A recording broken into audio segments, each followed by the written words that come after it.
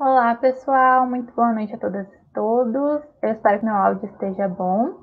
Meu nome é Rosana Clipe, eu sou museóloga aqui no Museu Antropológico da Universidade Federal de Goiás. Também, atualmente, estou como responsável pela coordenação de intercâmbio cultural do museu. Dentro da coordenação de intercâmbio cultural, a gente tem um projeto chamado Projeto Cinema no Museu Sessão de Filme com Debate, que já tem duração aí de mais de 10 anos. E durante esse tempo a gente vem estabelecendo parcerias com alguns cineclubes, principalmente em Goiás. Inclusive, é devido a essas parcerias que conseguimos manter durante esse período de distanciamento social as atividades do projeto ativas. Então, felizmente, hoje voltamos com as nossas atividades semanais, com o nosso principal parceiro nesse período, que é o Cineclube Imigração, os demais cineclubes que vêm participando nesse momento. Na noite de hoje, a gente vai participar de uma conversa aí entre os convidados e convidadas e o público sobre o filme A Odisseia dos Tontos. Também emitiremos certificados, né, para os participantes. A gente conta aí com a participação de todo mundo aqui no chat. A gente vai transmitindo as perguntas, né, para os nossos convidados e convidadas. Vou passar a palavra agora para o professor Francisco Lilo, do Cineclube Imigração, que divide essa mediação comigo. Boa Boa noite, noite. Ana. Boa noite a todos. Nessa quinta-feira, nós temos um filme argentino, um desses filmes inteligentes, irônicos, críticos, que eu acho que, nesse momento, faz muito bem para o Brasil poder se espelhar nesse cinema argentino de autocrítica e onde os argentinos conseguem rir das suas próprias dificuldades e, ao mesmo tempo, mostrar caminhos diferentes. O filme de hoje é a Odisseia dos Tontos, ou La Odisseia de los Giles, de Sebastião Borenstein. O diretor interessante que participou no filme Um Conto Chinês e também Koblik, dois filmes que trabalham a temática política de uma forma bastante ampla e consistente. Como convidados, temos nossos convidados já que fazem parte do nosso grupo de convidados, né? Elizabeth Sarandice, que participou do debate do último ciclo do Alejandro Jodorowsky. Também ela vai começar a debater o filme. A seguir, temos a Beatriz, do América Nuestra, Cineclube de Goiânia e de Anápolis. E, a continuação, o Nicolás Pianov, chileno, uma visão internacional, um pouco mais madura, já que as três convidadas são bem mais novas, são jovens, que chegam ali em torno de 20 a 30 anos, com uma percepção diferente. Convidamos Nicolás um pouco para fazer o contrapeso dessa opinião, o que a experiência permite, e também a experiência internacional permite analisar o cinema de uma forma diferente, sendo que Nicolás é diretor de cinema também. Nicolás Pianov, do Cineclube Imigração e da União de Cineclubes de Goiás. E, por último, Júlia Moura, que já participou também de vários debates conosco, e é uma pessoa que consideramos bastante crítica e com uma posição bastante interessante no análise. Convido, então, a Elizabeth para que ela possa começar a nos deleitar com a sua opinião sobre La Odisseia de los Giles. Elizabeth? Olá, boa noite. Buenas noches. Ao contrário do Jodorowsky, né, esse filme foi excelente, ele é excelente do começo ao fim, a narrativa que ele constrói não só é muito real, os personagens são muito identificáveis o tempo inteiro, são muito carismáticos, é um filme que nós nos vemos constantemente torcendo por eles, ansiando pelas mesmas coisas que eles, sofrendo as mesmas dores, porque são dores comuns.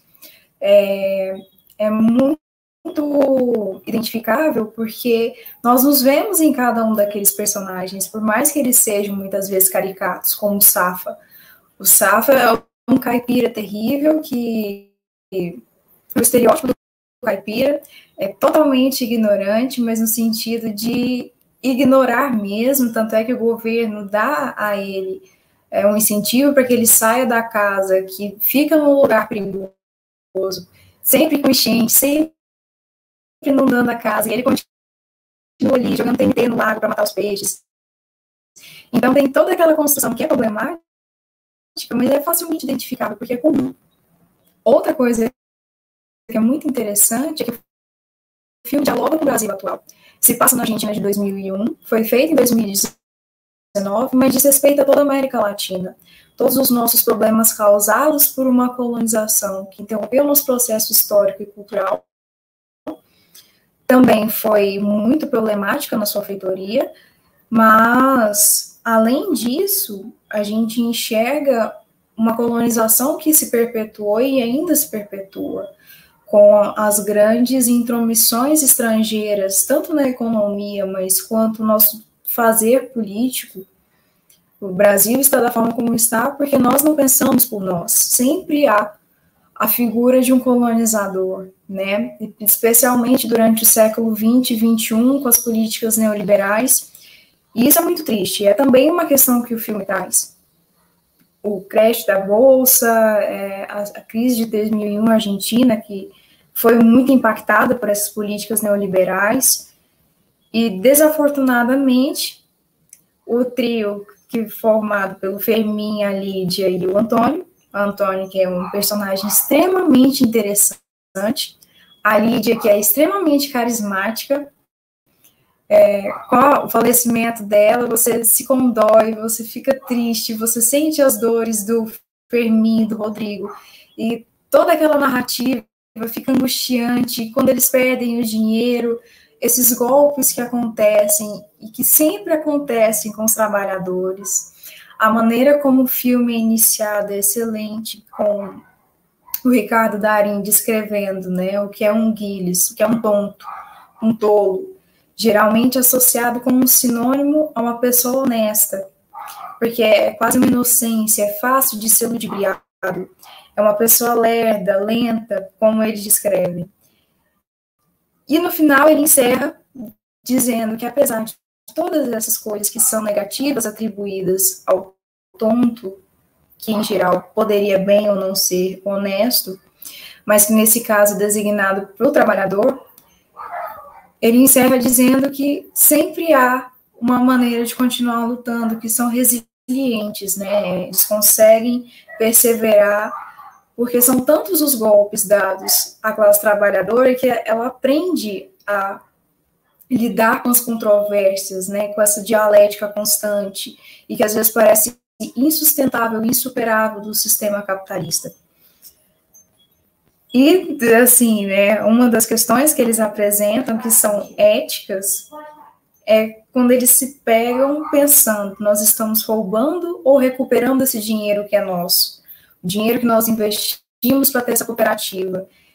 E é algo filosófico na medida que é ético, mas também existencial, porque eles ficam naquilo, eu estou tirando de alguém que me deu um golpe, eu estou recuperando algo que é meu, que é nosso, de um coletivo, que todos nós investimos naquilo, ou eu estou roubando assim como ele me roubou? E eles sempre estão frisando, né? Da metade para o final, esse discurso começa a ficar mais forte, que eles são pessoas honestas, que eles têm caráter, e que não são como o Manzi, que é o estereótipo, né? Mas, no entanto, é interessante porque quem de nós não conhece o Manzi? Ele é muito comum. Eu acabei lendo uma crítica de um rapaz paulista. Ele assistiu esse filme em 2019 e ele se pergunta, né, como o Manzi nunca foi investigado pela polícia. E aí ele diz que essas questões são mal explicadas no filme.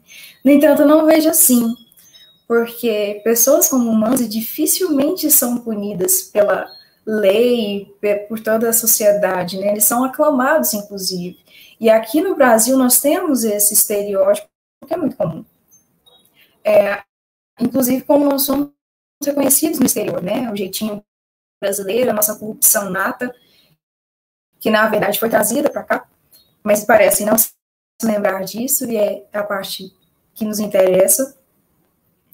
Então, quantos Manzi não conhecemos? Quantos safas estão por aí que estão no agronegócio e que fazem de maneira impensada com o meio ambiente? Ele joga explosivos no lago, isso acaba com a biodiversidade, é péssimo, mas não tem instrução, não tem também um bom senso, e é tudo fruto de uma construção social. E é importante que essas coisas apareçam, porque elas são comuns e muitas vezes banalizadas, elas não são olhadas. Mais uma vez, eu trago essa questão do real. Há muita coisa ali que é facilmente vista no nosso dia a dia. É por isso que esse filme é tão bom. Ele é excelente porque ele fala exatamente sobre isso. Sobre como as nossas sociedades latinas foram transformadas e como as crises causadas por um capitalismo globalizado, extremamente financeiro, que é feito não para nós. Isso fica muito claro. Há um livro da Dawn Hades que ela fala sobre a América Latina. E é justamente essas questões, né? A identidade latina cultural, ela é muito abalada justamente por isso. Também pelo... desculpa, eu não vi que meu áudio estava falhando. Melhorou agora? Tá bom, vou continuar então. Se melhorou um pouquinho. E aí também tem a questão do corralito, né, que é semelhante ao que aconteceu aqui no Brasil nos anos 90, com o Plano Collor. Foi terrível. Hoje eu estava ouvindo um podcast do Eduardo Bueno, que é um historiador, e aí ele super elogiando o FHC, e eu me lembro disso, como um homem tão inteligente pode ter feito tantas coisas péssimas economicamente e socialmente falando. E foi, né, se espalhando pela América Latina, homens como Collor.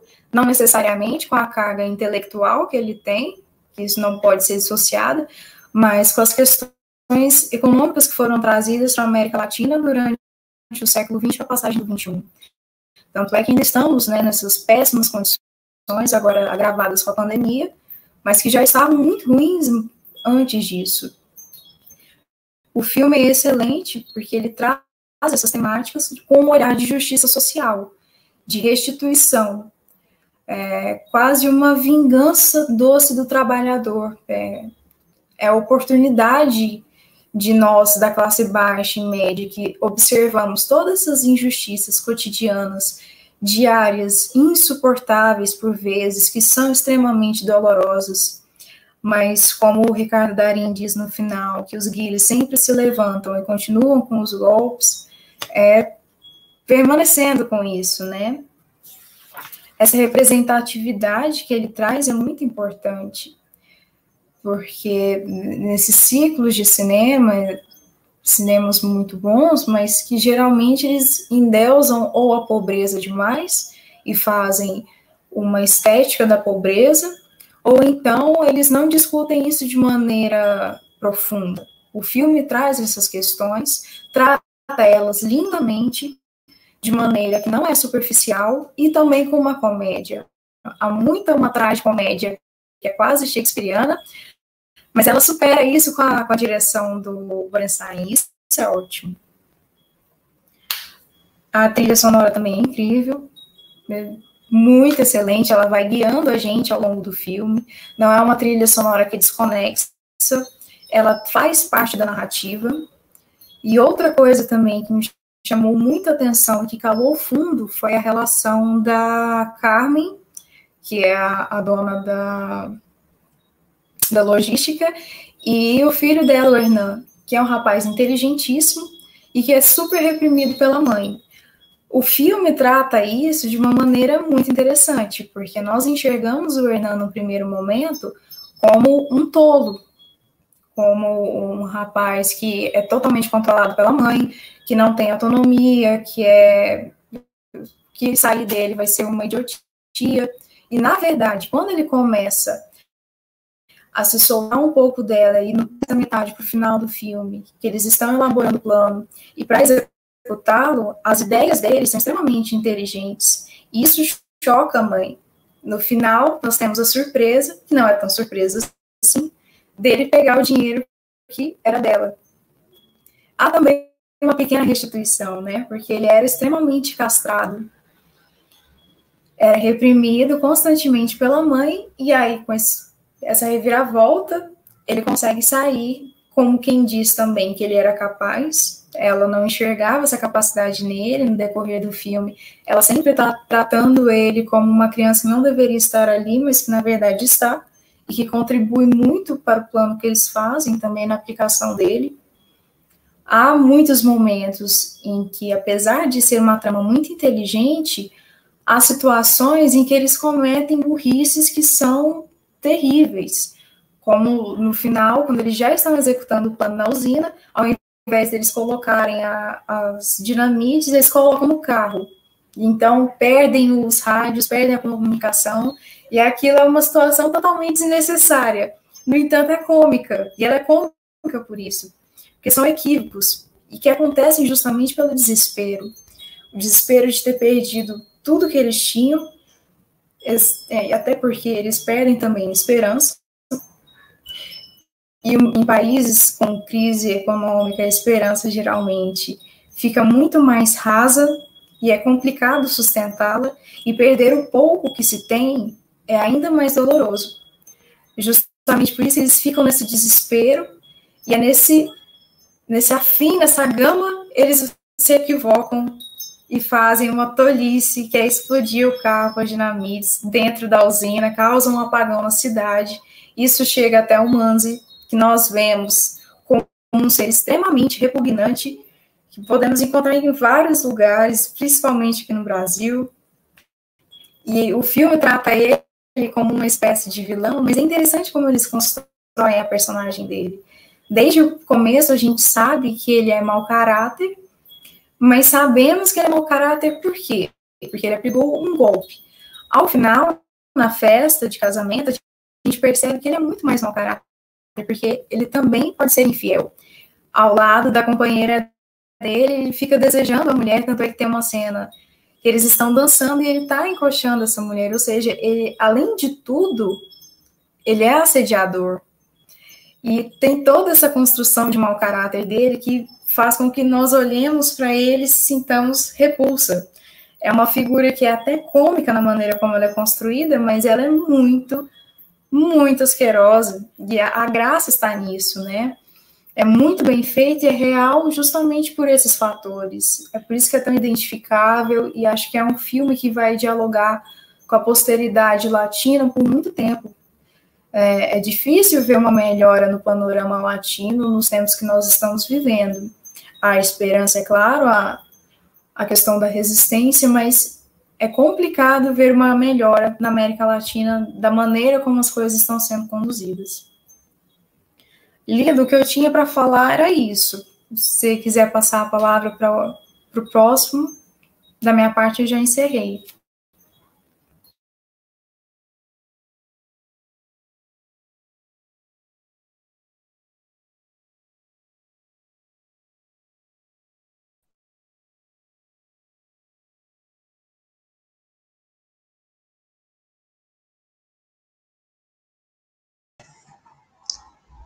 Beatriz tá com o áudio desligado. Boa noite. Agora foi. Boa noite. Então, primeiramente, muito obrigada pelo convite. Eu estou aqui para representar o Cineclube Americano Extra. E as minhas primeiras impressões do filme é que ele é uma superprodução latina, né? Eu não conhecia e eu fiquei assim encantada com o nível de técnica e de superprodução mesmo, questão de atores, de cenas, de fotografia. Gostei muito de algumas sacadas que eu vou pontuar aqui, por exemplo, numa cena que o rapaz, depois que eles perdem, né, o dinheiro, e aí um dos investidores vem discutir com o personagem principal, ele tá com uma blusa vermelha, todo bravo, assim, então mostrando a indignação de várias pessoas, ele representando ali várias pessoas daquela América Latina que estavam revoltadas com tudo aquilo que aconteceu. Gostei também de uma frase que o anarquista disse: um bom anarquista deve sempre estar a 2 passos do seu inimigo. Então, assim, é um filme que envolve várias políticas, né? A crise econômica, o posicionamento de cada um. Eu pude perceber na trama também alguns conflitos familiares, né? Como, por exemplo, entre o Rodrigo e o seu pai e o irmã e sua mãe. Então, assim, evidenciando assim, algumas relações diferentes, pois no caso do Rodrigo era sempre ele incentivando, encorajando o pai a seguir os planos com os amigos, e no caso da mãe, que não acreditava muito no filho, e aí de repente, numa conversa, né, entre todo o grupo, ele apresenta ali uma máquina e tal, e surpreende a mãe. A própria mãe ainda não sabia o quanto o filho conhecia sobre o que estava falando, né? E deixa eu ver o que mais. Eu associei o nome, a Odisseia dos Tontos, com a comédia, né? Porque é meio que uma resposta ao golpe que a Argentina levou, né? Um grande calote. Então, assim, todo mundo se sentiu levado para trás, né? Então, é um nome assim que associa assim ao golpe mesmo. Então, tanto quem perdeu quanto quem ganhou, por exemplo, o Manzin, que foi um dos empresários que roubou uma grande parte do dinheiro lá. Ele, apesar de ser esperto por conseguir roubar, ele era muito tonto, né? Porque toda vez o alarme disparava e ele não sacava, assim, de fazer umas coisas mais...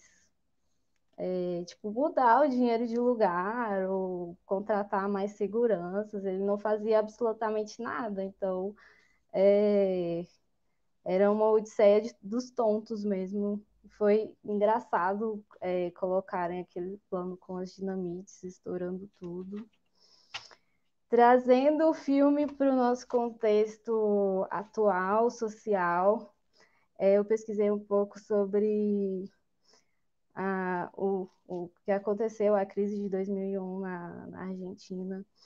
E é uma crise que reflete até os dias de hoje no país, porque eles não conseguiram quitar todas as suas dívidas, então tudo isso influencia na crise pandêmica que o mundo está passando, e que o que influencia na Argentina também influencia no Brasil, né? Porque a Argentina é o seu grande parceiro comercial, e a gente percebe assim, o quanto que a América Latina precisa estar conectada para conseguir sair de uma grande crise, e o quanto ela está desconectada.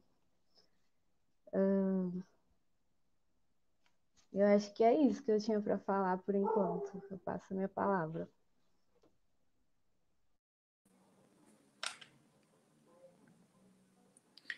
Hola, boa noite.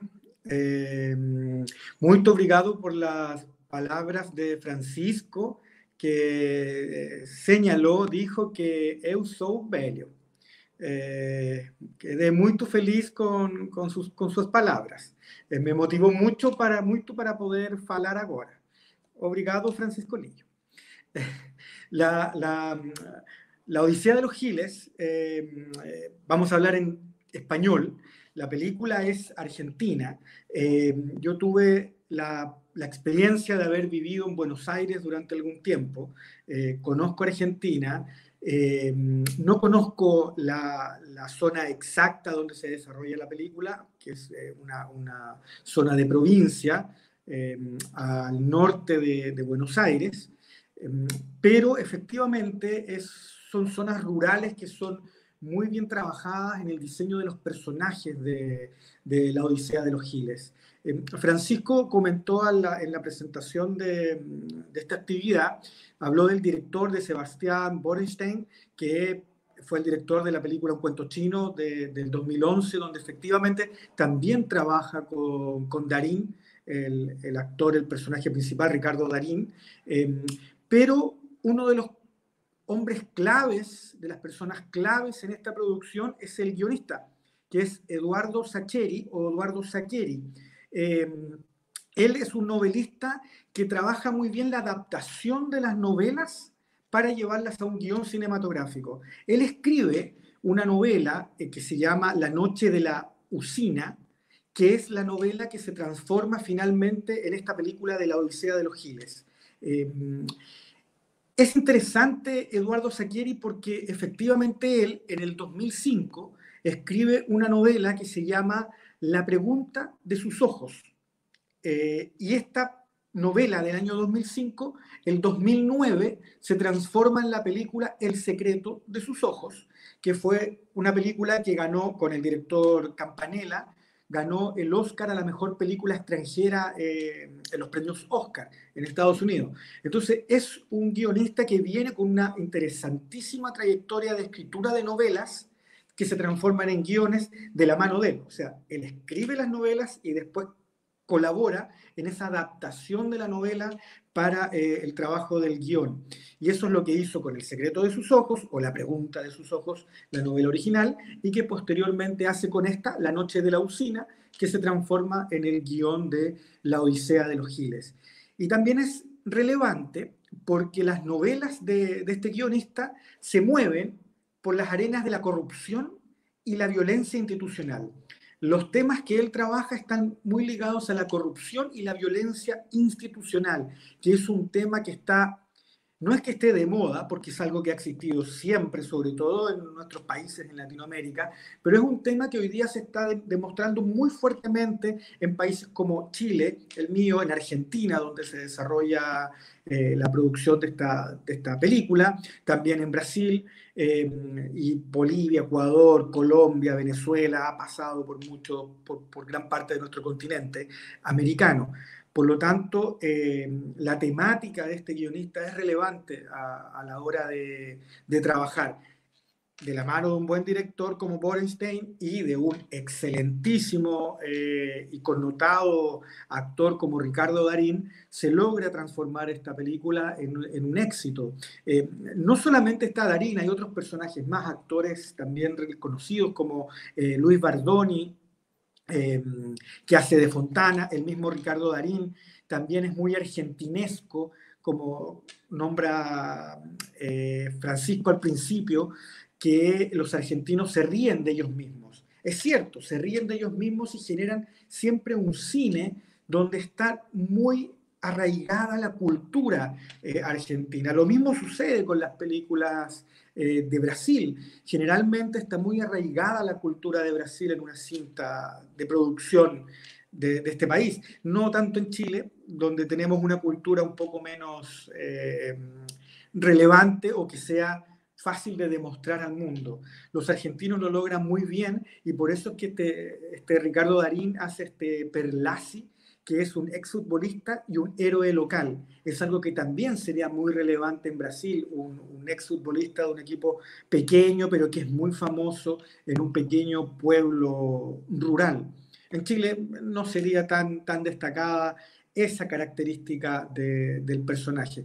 Y otra cosa relevante en el casting de la cinta es que también trabaja el chino Darín, que es el hijo de Ricardo Darín. Es su hijo en la vida real y también es su hijo en la ficción. en esta película hace el papel del hijo de Perlazi, y en la vida real es su hijo. No es la primera cinta, por cierto, que el Chino Darín ya estaba participando, ya tenía una trayectoria en varias cintas de ficción y también en televisión. Pero estos personajes se enriquecen porque hay un pupurrí, una mezcla, una mixtura de muchos personajes en esta cinta. Están los personajes ingenuos, los encantadores, los tontos, los inteligentes, los buenos, los malos, todos muy bien retratados en la novela de Eduardo Sacchieri y posteriormente en el guión y en la producción misma de esta cinta de La Odisea de los Giles. La gracia es que son personajes de distintas capas sociales, son seres diferentes, es una interacción de seres, de personas muy distintas, desde un pescador analfabeto, que no sabe leer, escribir, que tiene muy poco vocabulario, muy poca cultura y roce social, hasta una empresaria rica, la empresaria rural rica de la zona que maneja estos camiones, estos tractores con los que el pueblo se ha sustentado. Y todos ellos están unidos por algo en común. Es algo en común, ya se ha conversado en las dos primeras exposiciones, ese algo en común es este robo del dinero, es esta situación que gatilla. Pero los personajes son los relevantes en esta cinta. Personajes ricos, mezclados, distintas capas sociales, todas de la mano en esta película, en esta Odisea de los Giles. Por supuesto que la Odisea no es tan Odisea, pero sí ellos son catalogados como Giles. Hay una frase con la que comienza la película, es una voz en off, la voz en off del personaje que señala, según el diccionario, Gil es una persona lenta, a la que le falta viveza y picardía.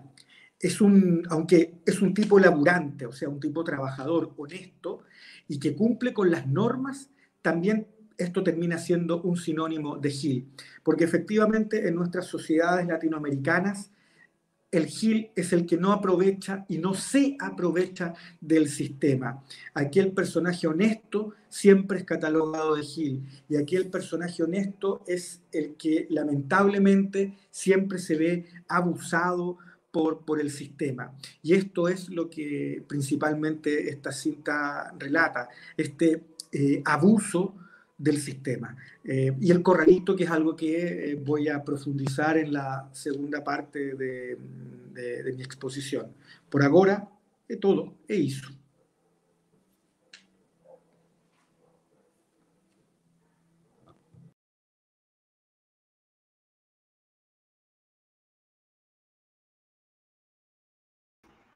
Olá, meu microfone estava mudo, não percebi, perdão.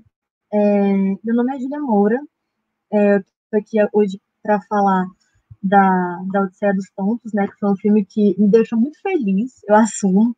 Nessa quarentena eu tenho usado muito da comédia, assim, dentro do lazer, para a gente conseguir se deslocar um pouco dessa realidade sombria que a gente está vivendo. E isso é muito engraçado, né? Falando até de efeitos catárticos dessa narrativa do filme, o que me cativou muito foi, até que a gente estava conversando um pouco antes, o Francisco falou dessa coisa, dessa identificação com o povo, né? Eu achei isso incrível. Eu achei muito bom o humor argentino, porque me lembrou muito o humor brasileiro, de fazer graça com a própria desgraça. Então, eles vão falar daquela crise de 2001, né? Que a Elizabeth citou até no início. Eles vão fazer uma espécie de piada com isso, aquela coisa tipo que a população já está completamente soterrada em desastre, então o que a gente pode fazer? A gente não pode fazer nada, então vamos fazer piada com essa situação. Pontos que eu achei muito interessantes também foram o fato de, no início, assim, partirem para a ideia falarem como anarquista, então a gente percebe que tem muito amor muito sofisticado e muito político dentro de todos esses elementos da narrativa que o filme vai nos trazer. Então, eu vou evitar dar spoiler, né? Eu acho que meus colegas também evitaram muita coisa de dar spoiler do que vai acontecer. Mas, enfim, acontece que a população se une, o que é algo que já chama atenção, que a gente acha muito bonito, que a população se unir em prol para conseguir fazer algo junto, aquela coisa da comunidade, de vamos nos unir, vamos aqui, a gente vai se juntar, a gente vai conseguir fazer aquilo, e eles sofrem um golpe, não um golpe, né? Eles sofrem as consequências de uma crise. Mas é legal, tipo, é engraçado falar golpe, assim, até porque eu vi uma frase que eu gostaria até de compartilhar aqui esses dias, que é muito engraçado, que fala em tempos de crise, em tempos de desastre, é sempre bom se perguntar quem está ganhando alguma coisa com isso. E é muito essa mensagem do filme, né, que vai trazer essa reviravolta dos oprimidos, né, que a gente não pode confundir a reação do oprimido com a ação do opressor. Então, quem está ganhando com essa crise, né? Quem está ganhando com a nossa desgraça? Quem está ganhando com o que está acontecendo de tão ruim com a gente? Então, nós somos empatizar, assim, a gente consegue simpatizar com os personagens a partir do momento em que a gente percebe, olha, se eu pudesse, eu também quebraria um banco, assim, eu super explodiria um caixa eletrônico, se fosse para fazer justiça com o meu povo, assim, de acordo com as situações que a gente vive, né? Isso me lembra muito que o Brasil passou com o Collor, por exemplo, né? Quando a gente percebe essas nuances, assim, que a gente vê que a América Latina sempre está levando uma, né? Seja na Argentina, seja no Brasil, nós sempre estamos sendo prejudicados por essas grandes instituições. E isso é muito legal também, porque o filme traz isso, né? O que a crise vai gerar dentro da população? Quais são os efeitos da crise para o povo, de fato. Então, eu gostei muito de como que ele trouxe humor para politizar de uma forma muito, muito sofisticada, muito crítica, muito sarcástica. E o cinema argentino tem me cativado muito nisso. Isso me lembra muito Relatos Selvagens também. Relatos Selvagens é um filme bem aparentemente assustador, assim, não chega a ser nada muito engraçado, mas isso me impressiona sempre, como que o cinema argentino tem feito e ter sido crítico de maneira muito sofisticada e muito clara, assim, traz muita consciência de classe, traz muita consciência do que o capitalismo tem gerado, tem tunado, assim, dentro da população, né? O que isso tem causado de males para as pessoas. Isso é muito engraçado, porque aparentemente também todos os personagens são cidadãos, assim, como nós, assim. Então, é um borracheiro, é uma dona de casa, é uma pessoa que está ali. Então, nenhum deles são grandes gênios, nenhum deles, por isso que é bem o céu dos tontos, assim, nenhum deles tem uma grande habilidade que vai ali, meu Deus, nenhum deles é o professor, né, de La Casa de Papel. Eles são só pessoas comuns que se indignam diante da injustiça. Eu acho que isso é um pouco do que gera esse tipo de empatia na gente com todos esses personagens. Eu acho que eu falo muito rápido, então minhas falas acabam sendo meio curtas. Mas é isso, assim, essa minha primeira fala é muito de como que esse humor, ele se sofistica ao falar com o povo também, né? De maneira muito, muito clara, muito lúcida, muito crítica e muito coerente também com a nossa sociedade. A gente sempre consegue traçar um paralelo com a realidade que a gente está vivendo, que a gente viveu e que a gente pode viver ainda, né? Porque a história é isso, a gente sempre está voltando e está olhando e está vendo que a mesma coisa. Foi desde 2019, né? Eu acho, 2019, 2020. E a gente está vendo, assim, que não é muito diferente do que pode acontecer, do que está acontecendo. A gente tem um governo perdoando dívida de banco, então a gente percebe que o que eles sofrem está muito perto do que a gente pode sofrer daqui para frente. É isso. Obrigado, Júlia. Você fala rápido, mulher. Então, eu queria comentar algumas situações. Eu sou mais velho que o Nicolás, tenho mais experiência também, e eu vivenciei em 2002, eu sou chileno como ele, e eu morava no Brasil, né? Não, minto, nesse momento eu morava no Chile, e viajava para o Brasil, mas muitas vezes viajei em ônibus. Naquela época, o ônibus passava justamente por essa região, né, que é a região de é a região do norte, e geralmente a gente entra por Uruguaiana, né, no Brasil, no Rio Grande do Sul. E nós passamos justamente nesse período do Corralito, onde houve... pensar que foi uma coisa assim passiva é uma ilusão muito forte. Quem viveu no Brasil do Collor em 91, aquela situação também de Corralito, onde o governo brasileiro tomou as poupanças e o dinheiro que tinha nas contas das pessoas, e a reação das pessoas, geralmente, aqui no Brasil, foi muito passiva. Pô, fazer o quê? Né? Não houve essa questão de confronto social que houve na Argentina. Eu lembro que, naquele momento, em 2001, a Argentina estava totalmente parada. Apareceu um personagem, um grupo de personagens chamado Os Piqueteiros. E os piqueteiros eram pessoas que paravam o trânsito, paravam cidades. Eles chegaram a ser tão fortes que eles provocaram o derrube de 5 presidentes. Ou seja, a Argentina, num período de 4, 5 anos, não, minto, acho que de 2 anos, teve 5 presidentes. E assim, o primeiro foi a vitória do De la Rúa, e esses presidentes acabaram caindo por falta de estabilidade econômica e estabilidade social. Os piqueteiros acabaram sendo um grupo que teve muita influência no governo peronista mais tarde, né? Até os dias de hoje, houve muito caso dos governos peronistas mantiverem esses piqueteiros para que eles não produzirem maior convulsão social, né? Então, a Argentina é um país admirável no sentido de haver um compromisso político e social muito forte.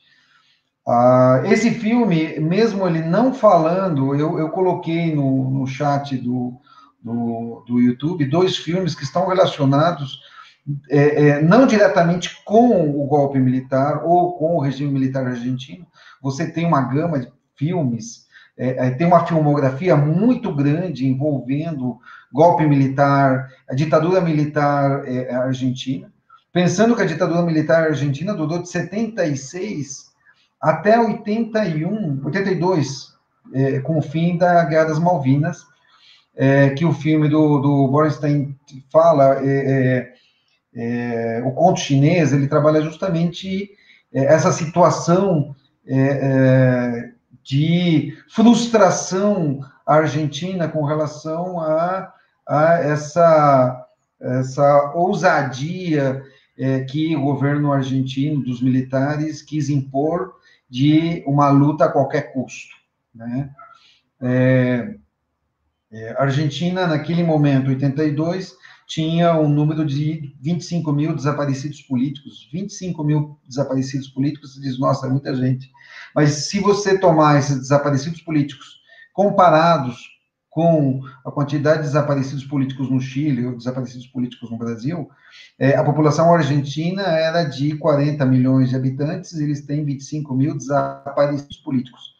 Estamos falando de pessoas que desapareceram, não pessoas que sofreram com a ditadura militar, né? Essas são, talvez, 10 vezes esse número. O Brasil tem uma quantidade de, se não me engano, algo em torno de 110, 115 desaparecidos políticos, com uma população, no momento, de 150 milhões de habitantes. E a grande maioria desses desaparecidos políticos são da guerrilha de Araguaia. Enquanto que no Chile eram, naquele momento, 11 milhões de habitantes e uma quantidade de 1.000 desaparecidos políticos. Então, a experiência política de compromisso social da Argentina, ela é interessantíssima. A Argentina é um país a ser estudado, é um país que merece todo o respeito. Eles são uma bagunça. Sim, eles são uma bagunça, como o Brasil é uma bagunça, como o Chile é uma bagunça, mas é uma bagunça bem organizada, podemos dizer assim.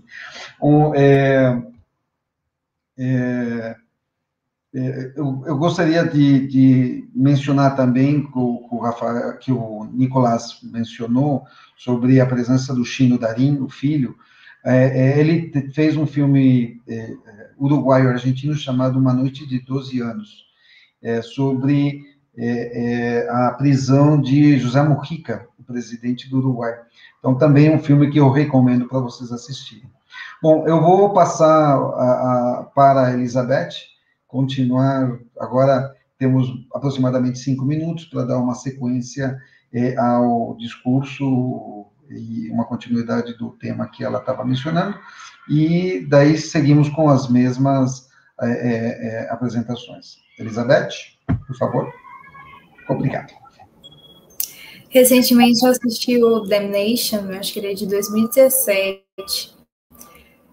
Saiu agora na Netflix, eu sempre ficava falando para ver se resolver assistir. Por que eu estou falando disso? Porque Damnation também é sobre restituição social. Eles se unem, uma população agrária do sul dos Estados Unidos, e conseguem organizar greves contra o sistema liberal e conseguem fazer muitas conquistas. Eles chegam, é claro que o discurso deles é bem diferente, eles chegam é uma resistência armada, de fato, chegam às vias, né? E ele me lembrou muito a Odisseia dos Tontos, porque a pergunta que a gente se faz nesse momento, mas também nessas situações de crise, é o que nós podemos fazer com a indignação, qual é o lugar dessa indignação, qual papel ela pode ganhar. E o problema do brasileiro é que muitas vezes na nossa história nós engolimos essa indignação e pagamos o preço, não importa qual ele seja, e continuamos com aquilo, por mais abusivo que seja o nosso relacionamento social com as instituições. Já os argentinos, eles fizeram uma tomada muito diferente. Ela está trazida no filme com muita resistência. Ainda que seja uma ficção, é algo que nós torcemos muito para acontecer. E até porque é difícil da gente ver aqui no Brasil, por exemplo, a população se unir de fato. É quase improvável haver uma empatia, um compromisso social entre as classes, especialmente a classe média brasileira, que se enxerga muito mais próxima da classe alta do que da classe baixa, quando na verdade também é trabalhadora. E essa é a ironia desse país, essa dialética toda. Mas é essa questão da restituição social que fala no filme constantemente, que a gente torce. Como isso podia acontecer, como seria bom, todas essas injustiças que nós estamos vivendo com esse governo extremamente débil, com os governos anteriores. Temos um grave problema da América Latina com as intromissões estrangeiras, especialmente dos Estados Unidos, com a instauração de ditaduras aqui no Brasil também, e esse perdão dos torturadores, que é algo que ficou na nossa história como uma falha que é irredutível. E muitos que ainda apoiam esse comportamento, porque eles não entendem a gravidade dos fatos, justamente porque não houve punição. A anistia foi uma decisão estúpida, mas que prosseguiu e que tem marcas profundas no nosso país, assim como nos outros da América Latina. Nesse semestre, eu estou fazendo uma matéria sobre a arte latina e uma das discussões é justamente essa. Porque o Brasil ele não se encaixa politicamente, mas também ele não é engajado com os outros países.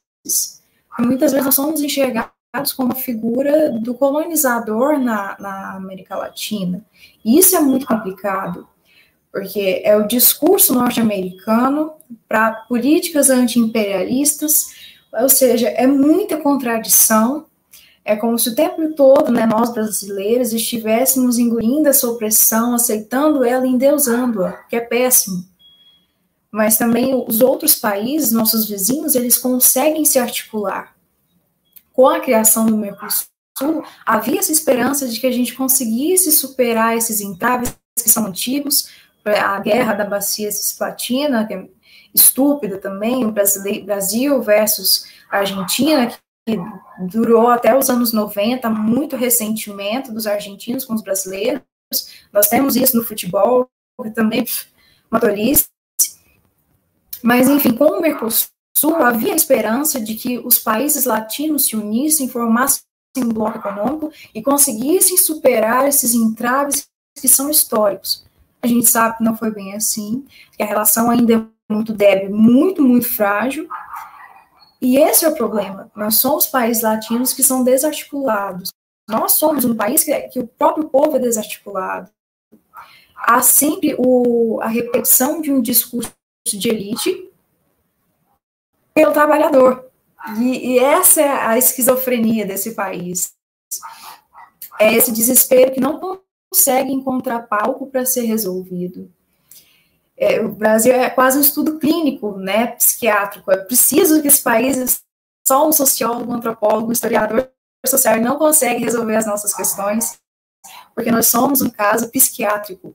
É complicado. Isso é nítido no filme, porque eu, obviamente, tenho essa visão como brasileira. Talvez se eu fosse chilena ou argentina, eu pudesse enxergar porque minha convivência seria diferente. Mas é indissociável, né, essa visão. E é lamentável também. E eu fico, né, pensando nisso, com o personagem anarquista, como ele retraz o Bakunin, e ele traz assim com amor, com afinco. Eu me senti representada como anarquista, fiquei feliz, nossa, finalmente o latino anarquista, e ele traz essas ideias com muita paixão, mas também com muita inteligência, ele não é tolo, ele consegue articular o conhecimento dele de maneira prática. Ele propõe essa organização social entre os trabalhadores, e isso é muito forte, e é necessário, extremamente necessário, porque a tendência é que nós sejamos cada vez mais engolidos pelo sistema neoliberal. As discrepâncias sociais vão aumentando, a desigualdade vai ficando extensa, e haverá um ponto em que o brasileiro precisará se levantar, e a gente não vê esse momento chegar. É triste, a Dilma foi impeachmentada por muito menos, foi impeachmentada por ser mulher, no final das contas. E essa é a realidade brasileira, que cala fundo na gente, né? E o filme, nós assistimos isso e ficamos torcendo, meu Deus, por que isso não acontece aqui no Brasil? Por que a gente não se articula? Porque o brasileiro é tão egoísta na sua própria dor, ele não consegue articular isso de uma maneira efetiva que possa resolver a problemática. Né? Essa é a questão. E assim, é muito cativante, porque mesmo os entraves entre o anarquista e o peronista, sempre as provocações que eles fazem entre si, eles conseguem superar essas divisões internas políticas e fazem algo prático que chega nas convicções que eles desejam. Eles conseguem suprir as necessidades e os desejos. E isso é extremamente importante num aspecto social. O filme é extremamente político, ele é crítico, ele é latino, ele grita a plenos pulmões, o sangue correndo das nossas veias latinas abertas, terríveis, dilaceradas por uma colonização que ainda continua e que é cada vez mais forte, mais pungente e massacrante, principalmente agora na pandemia. A desigualdade social é a pior vilã para o coronavírus, e isso é extremamente, pior que não é a aliada dele. Uma doença que foi trazida pela elite, mas que são os pobres que padecem. E isso é muito interessante, porque a Orfeia dos Tontos, ela traz isso, são os pobres que padecem, sempre. É a população trabalhadora que sempre continua padecendo, sempre sofre, e tem que sofrer calada, porque as ideias são reprimidas, os desejos, qualquer tentativa de igualdade, e é por isso que é tão interessante e lucrativo que o trabalhador seja desunido entre si.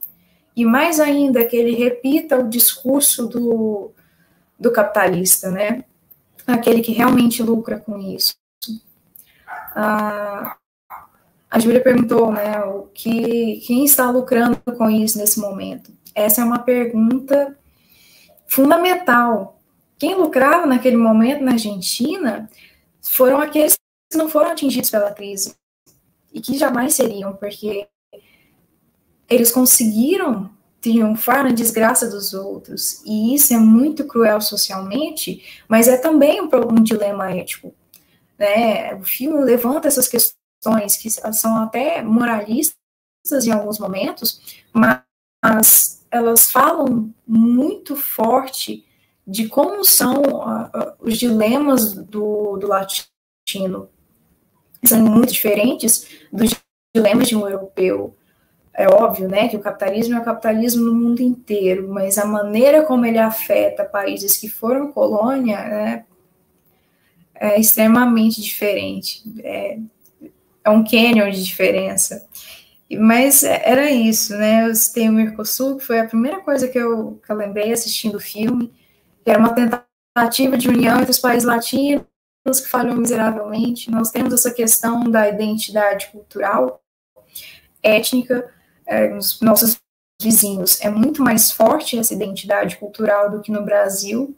Até nós vemos isso na arte, que é uma questão muito problemática da nossa construção identitária, enquanto brasileiros, mas também enquanto latinos, porque não ocupamos o espaço entre os países ocidentais, mas também não ocupamos espaço nos países latinos, que nos olham, às vezes, com desconfiança. E essa é uma questão a ser tratada no futuro. Esse é um filme que fala muito para nós no agora. Foi feito 2 anos atrás, mas ele é muito, muito atual e continuará sendo à medida que esses problemas forem se postergando com o tempo. Essa é a minha fala. Eu acho que me delonguei.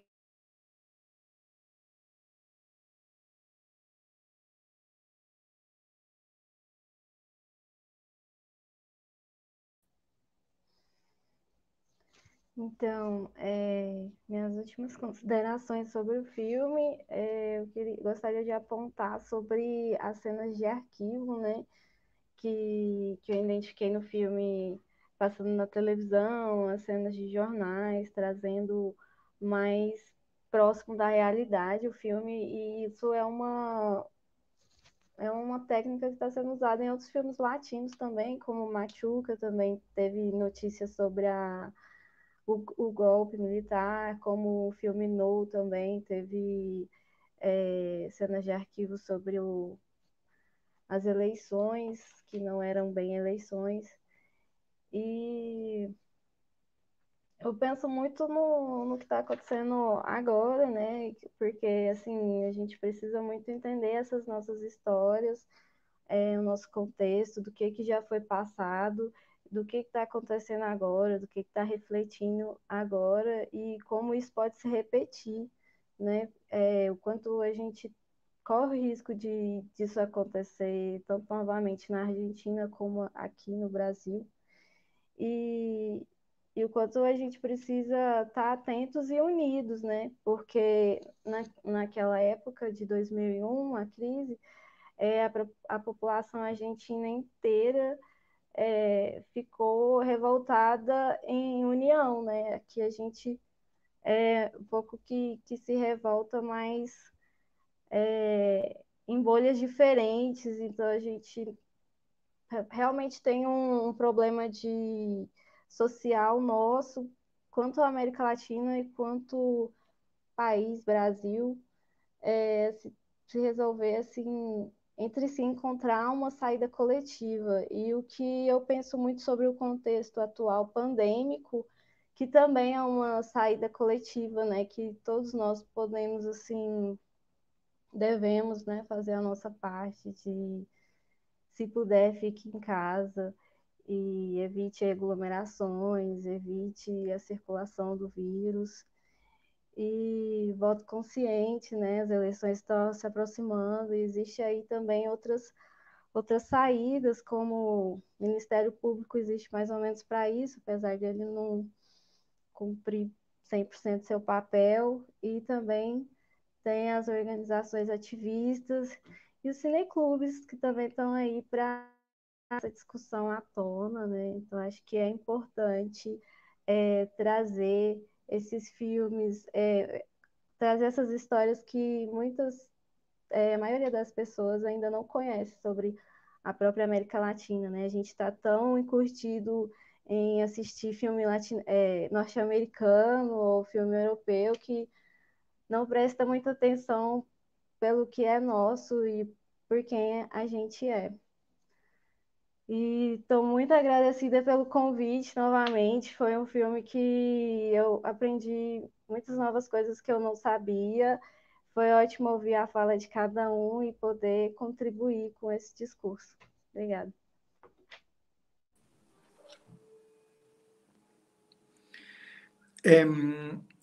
Bueno, muchas de las cosas relativas específicamente a lo que sucedió en el Corralito ya se han conversado. El Corralito en Argentina específicamente comienza en diciembre del 2001, que es donde se centra nuestra película, la que hoy día estamos analizando. Sin embargo, la recesión de la Argentina ya se comienza a vivir en el año 1998. Ahí ya comienza lentamente a avanzar el país en una recesión al fin del gobierno, al término del segundo mandato de Menem. Comienza esta recesión a aflorar. Efectivamente, Francisco ya lo comentó, pasaron 5 presidentes dentro de un corto y un breve periodo posterior al Corralito.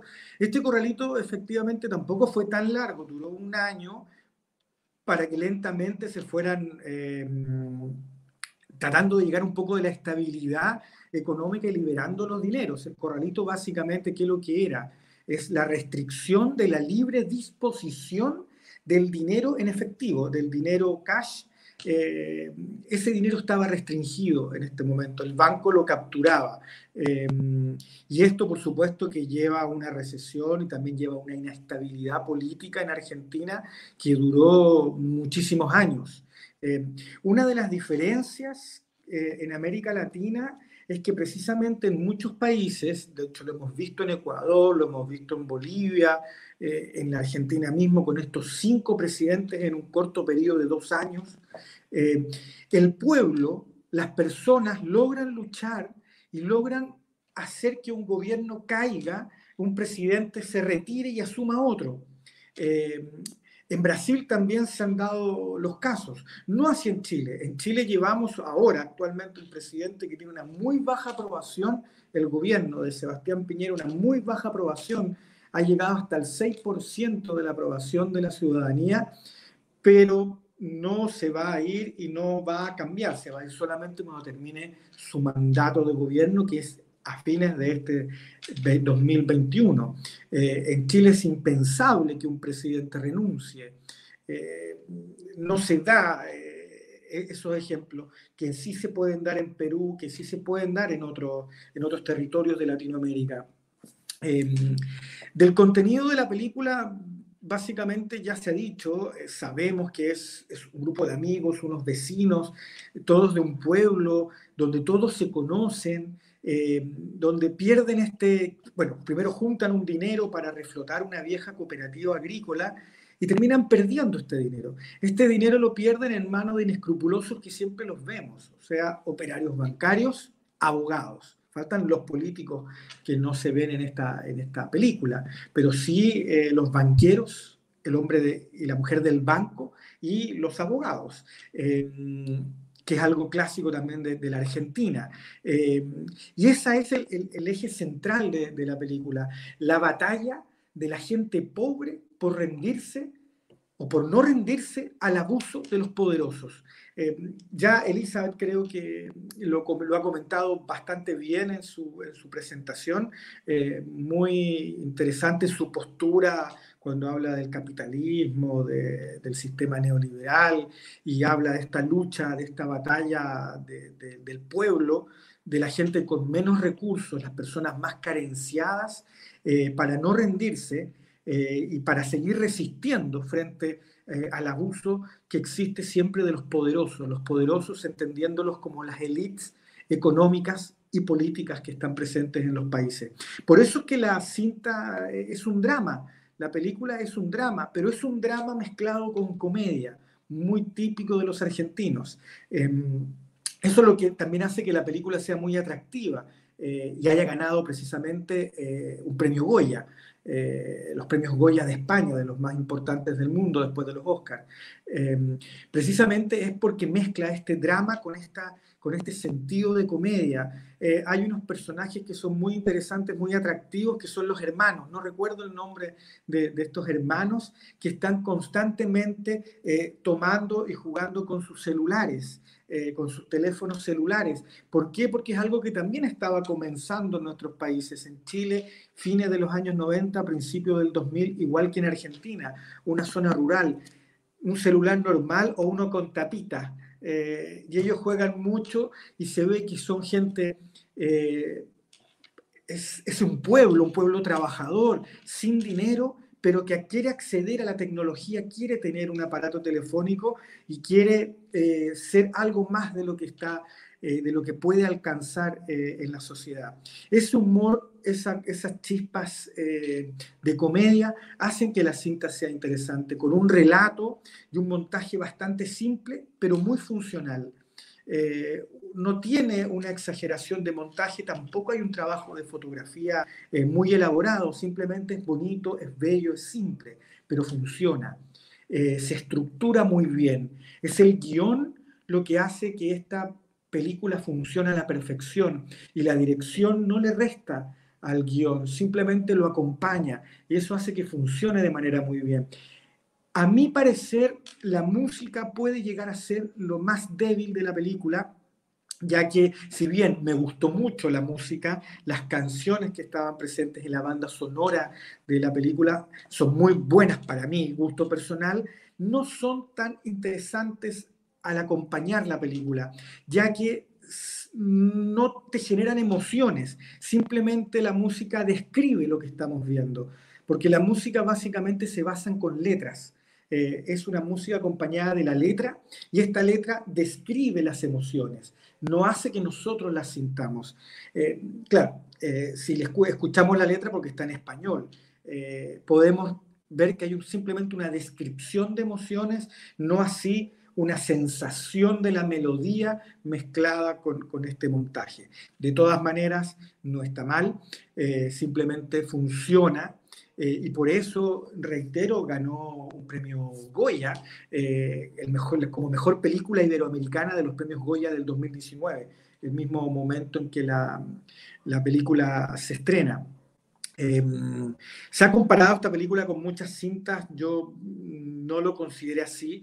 Se comparó en algún minuto como la película de bajo presupuesto de La Gran Estafa, de George Clooney, Matt Damon, Brad Pitt, Julia Roberts, pero la verdad es que yo también la vi, no siento que sea lo mismo porque acá hay una raíz latinoamericana, una ideología argentina, hay un concepto latino que está muy fuerte y se basa en esta novela de Eduardo Sacchieri, que lo dije al comienzo, La Noche de la Usina. Quizás habría que buscarla en internet a ver si es que está y poder leerse la novela y compararla con lo que fue finalmente el guión de la cinta.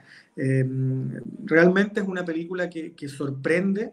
Yo le comenté a Francisco que me había sorprendido gratamente ver esta película. Había escuchado de ella, pero no había tenido la oportunidad de verla hasta ahora para comentar en la actividad de hoy. La Odisea de los Giles, realmente una película muy interesante del cine argentino que vale la pena ver y que no es lo mismo que El secreto de sus ojos, pero va en una senda de un cine argentino que por algo gana los premios y obtiene los premios que obtiene.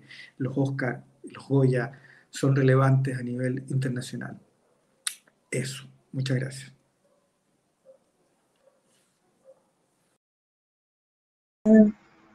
Muito obrigada. Eu sempre fico muito enriquecida no final desses diálogos, porque é uma abertura para o universo de percepções que muitas vezes passa despercebido à primeira vista, e que a gente tem contato com a obra.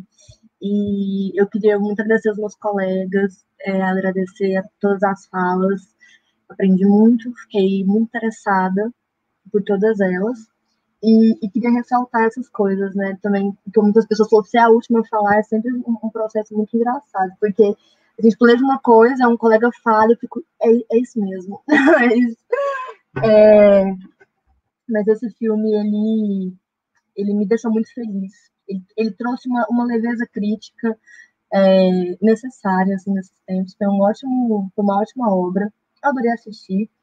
E é muito isso, assim. Eu acho que eu estaria sendo redundante em repetir algumas ideias que eu tinha levantado já no início.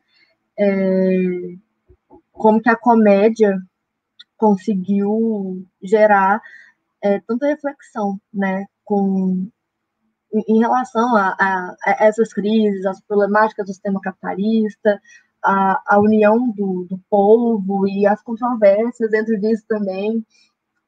E tudo isso me deixou muito interessada também para ver outras obras do diretor. E a Folha de São Paulo, ela tinha lançado um texto, deixa eu encontrar aqui, que fala justamente muito dessa crise, né? Que as pessoas achavam que o dólar valesse um preço para sempre, então juntar 300 mil não parecia uma ideia tão difícil. Isso me fez pensar muito nessas coisas muito esperançosas, né? Que as pessoas têm para querer mudar, para querer fazer a diferença.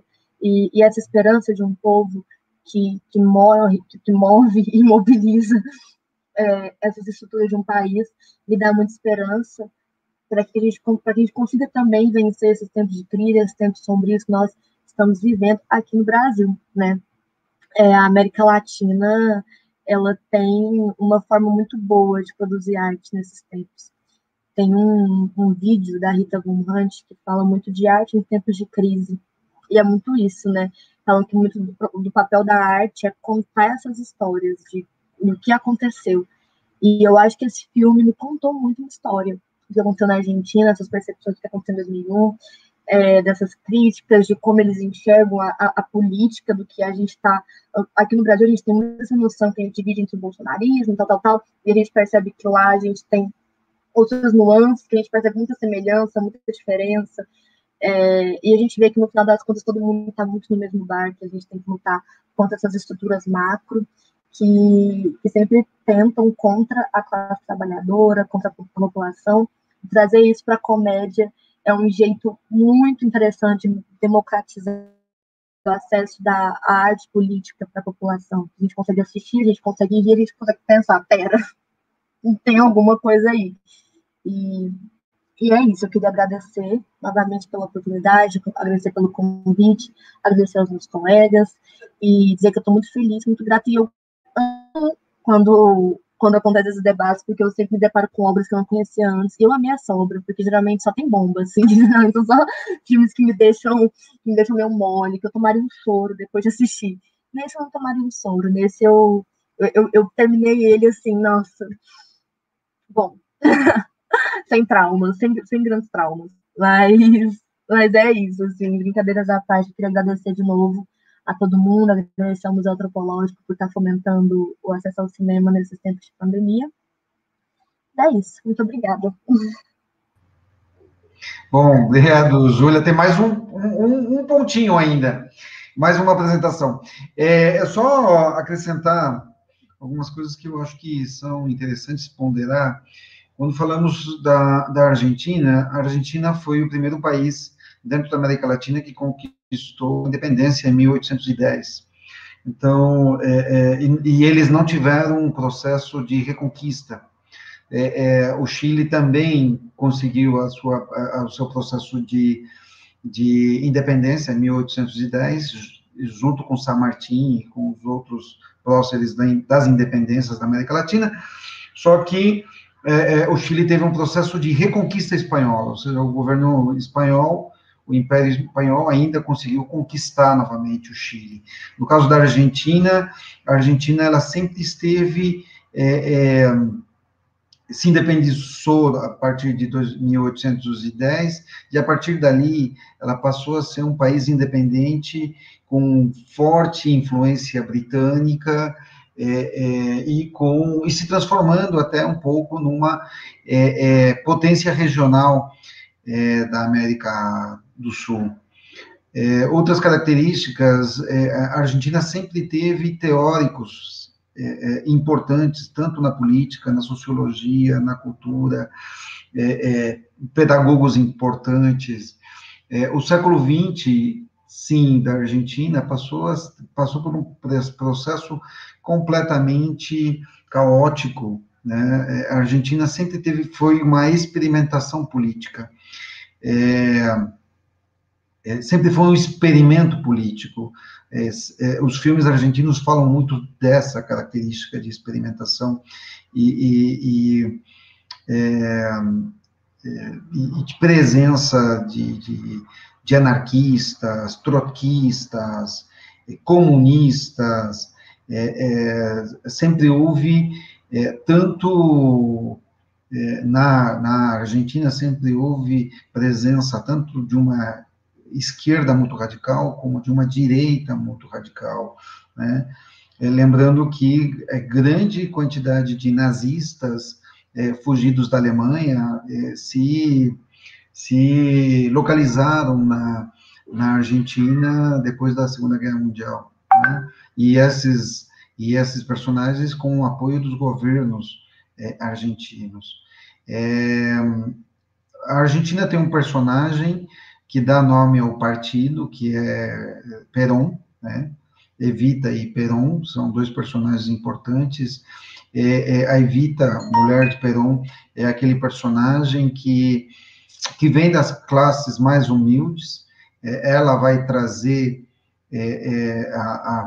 a colação um personagem muito importante, que vão ser os descamisados, a gente do povo, né? E que mais tarde o Collor, aqui no Brasil, o Fernando Collor, vai utilizar esse elemento dos descamisados,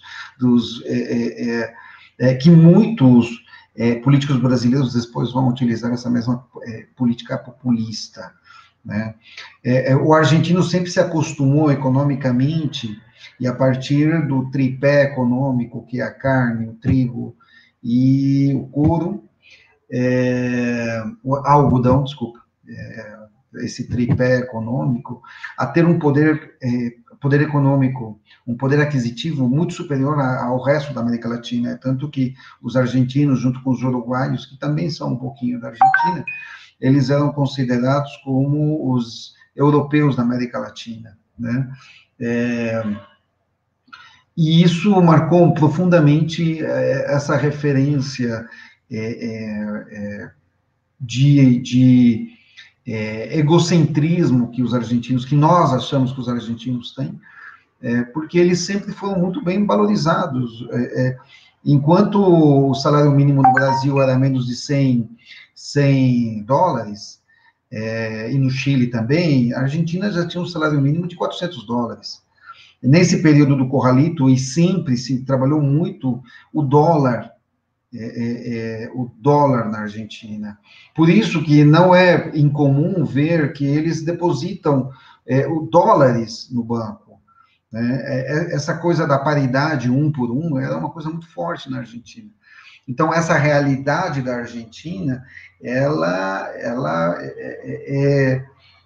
faz com que o argentino ele tem uma autoestima, ele tem uma valorização das suas características muito fortes, que talvez nós vemos isso como um egocentrismo, uma prepotência muito grande, mas é porque eles, na verdade, com todas essas crises, com todas essas características, eles tem uma valorização do seu nacionalismo muito marcado, muito forte. Talvez o que nos falta no Brasil, nos falta no Chile, os argentinos têm. Eu vou convidar a todos para que Rosana coloque a todos para uma despedida final, aí passando primeiro por a sequência que nós fizemos e terminando com a Rosana. Elizabeth, você primeiro. As últimas considerações finais e a despedida. Tá, acho que assim, a gente pode pegar um panorama muito abrangente do filme sobre a América Latina em si, né, todo esse diálogo com os países vizinhos da Argentina, porque no final do século XX, essa tendência neoliberal, aqui no Brasil também, com o Plano Collor, ela vai se espalhar e vai afetar a economia, mas também toda a sociedade de maneira muito forte. Minha mãe narra, por exemplo, que meu avô ficou desesperado quando houve o congelamento das contas, né? Meu avô sempre foi funcionário público, trabalhava para o IBGE, o salário não era muito alto. Então, você vê assim que para o trabalhador é sempre o desespero, é sempre esse desgaste, né, emocional muito grande. E o filme traz isso como uma maneira muito bonita de solucionar, de se posicionar perante a opressão e contorná-la, mas também dando um certo golpe no golpista, né, que é o que eles fazem com o Manzi, e isso é muito interessante. O Nico citou os dois irmãos, e só dele falar eu comecei a rir lembrando. Eles são os mais cretinos, mas eles são muito engraçados, porque eles são caricatos, né, eles são terríveis, e todas as ponderações deles parecem dois idiotas conversando, e você se pergunta, meu Deus, como? Até que eles compram celulares, e aí eles perguntam, mas o que vocês vão fazer com isso se ninguém tem? Para quem vocês vão ligar? Eles, mas é só para ter, né? Tanto que o discurso capitalista entrou com vontade, né? Só para ter. Eu vou consumir, não é nem para usar, é só para eu carregar comigo. E isso é muito potente, né? O filme traz essas questões que são cotidianas e que às vezes estão perdidas, né? A gente não repara nelas porque elas já são banalizadas, mas são muito fortes. Elas fazem parte desse ideário coletivo, dessa consciência coletiva que é muito complexa. Eu gostei muito do debate, eu amei o filme, amei muito, vou assistir de novo. Assisti com meu namorado, a gente rolava de rir, porque é um filme cativante, com as cenas a gente também ficava triste com os momentos de perda, principalmente com da Lídia, que é um momento complicado, dolorido a morte dela, e como o Perlassi consegue, né, dar essa volta muito depois, com um luto muito prolongado. O filho também sofre muito, mas não tanto quanto o pai. E o debate foi incrível, o filme é incrível. Essa recomendação você acertou, Lilo, porque a do Rodorovsky não foi para mim. A Júlia falou de trauma, esse filme não traumatizou, mas se você quiser sair traumatizado, assista o Poesia do Rodorovsky. É traumatizante, todos dele. Mas foi muito bom, agradeço muito e me despeço. Obrigada.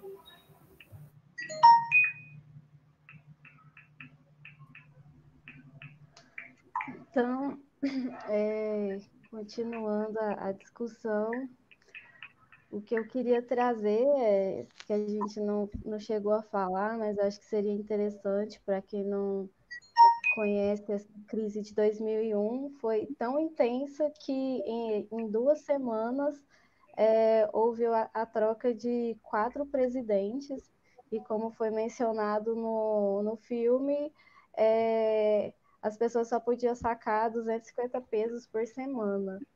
Então, retorno a dizer o quão importante é a gente conhecer as nossas histórias, e que esse filme, por ser uma drama-comédia, e tem um formato assim clássico, né? É fácil de assistir, o pessoal está acostumado com esse estilo, então assim ele abrange a diversos públicos diferentes e que deve ser distribuído mesmo ao máximo. sobre as falas do livro, sobre o eurocentrismo, eu percebi isso bastante no filme, né? Porque eu não conheço, assim, muito sobre a Argentina, nunca fui lá e também não pesquisei muito sobre o país, mas no filme eu senti essa presença europeia, assim, tanto no estilo das roupas, na cultura de tomar um chimarrão e tal, mas também consegui perceber as semelhanças latinas, né, que é o jeito malandro, que, por exemplo, o Rodrigo e o Antônio Fontana, eles conseguiam o que eles queriam na lábia e tinha muito...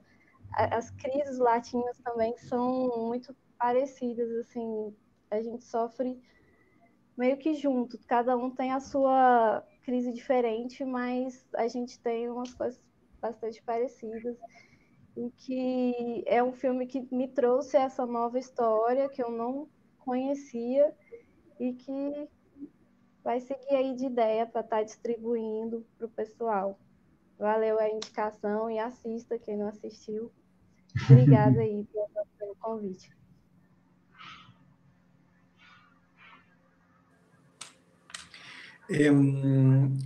Primero que todo, dar las gracias a Rosana, a Francisco por el convite. Mas não vou centrar-me em mais comentários da película, já todos falaram muito dela. Sí, quero aproveitar o espaço para felicitar a Elizabeth, Beatriz y Julia por los comentarios de la película, porque es muy interesante. Yo soy el segundo más bello del panel.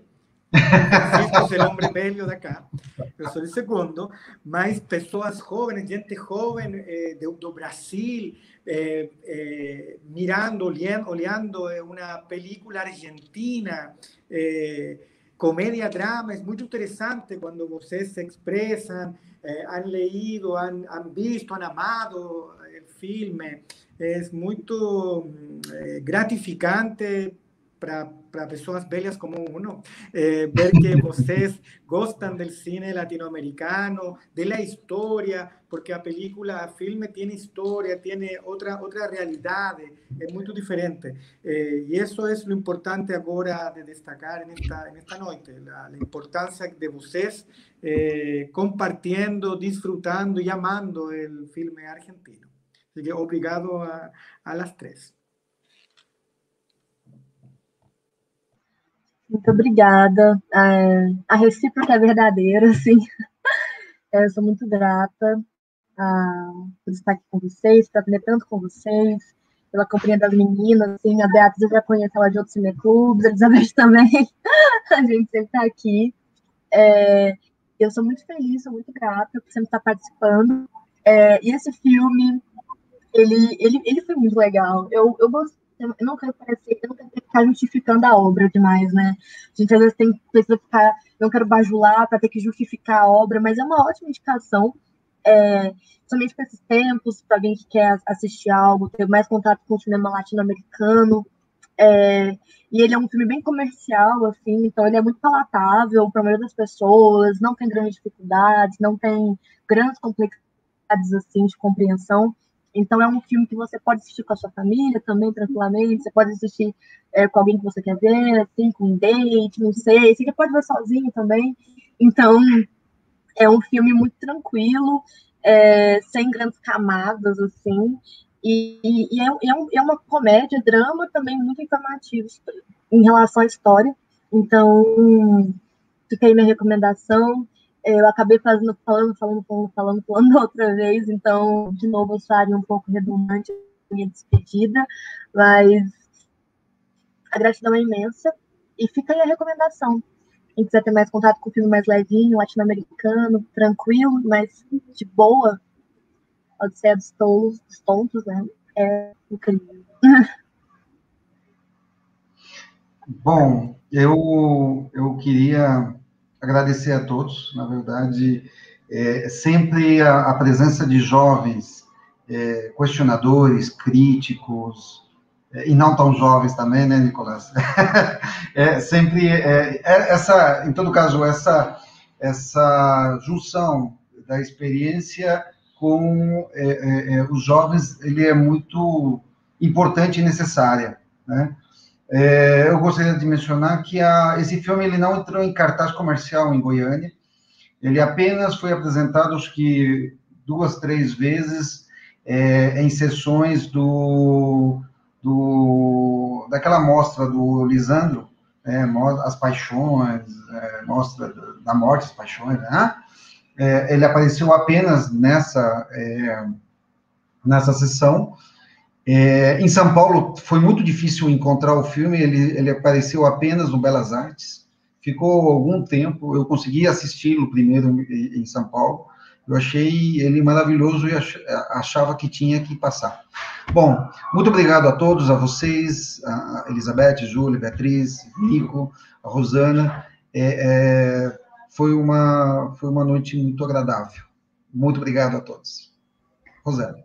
Então, pessoal, muito obrigada. Em nome do Museu Antropológico, agradeço a presença de todas e todas, tanto das convidadas e convidados, como do público. A gente teve uma ótima participação do público hoje, e realmente também foi uma das conversas mais agradáveis e interessantes de acompanhar. Seguimos a partir de hoje, voltamos com as nossas atividades do Projeto Cinema no Museu, então, semanalmente. Semana que vem a gente vai ter a segunda edição da Tertúlia Poética, na primeira sessão em setembro do ano passado, né? Acredito que foi. A gente fez esse intercâmbio cultural, essa conexão Brasil e Chile. Agora a gente vai ter essa conexão com Equador. Então esperamos todas no mesmo horário, no mesmo canal, na semana que vem. A gente teve um bom público hoje. Quem esqueceu de preencher o formulário de inscrição, a gente pede que preencha, né? Para receber o certificado. Então, até a próxima. Boa noite e até mais.